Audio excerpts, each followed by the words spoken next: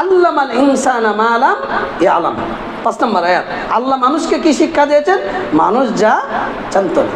আমি ইঞ্জিনিয়ার, আমি আমার যোগ্যতার কারণে ইঞ্জিনিয়ার হইনি, আল্লাহ আমাকে তৌফিক দিয়েছেন বলে আমি ইঞ্জিনিয়ার হয়েছি। আমি ডাক্তার, তৌফিক দেওয়ার মালিক কে?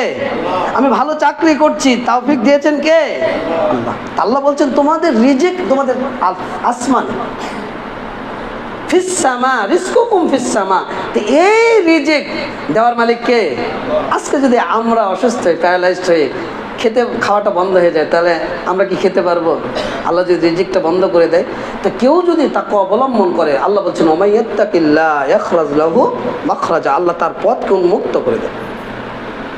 এরপরে তাকে অবলম্বন করলে কি হবে? আপনার আমার যে অপরাধ, যে ত্রুটিগুলো আছে, আল্লাহ রাব্বুল আলামিন এই ত্রুটি ক্ষমা করে দেবেন।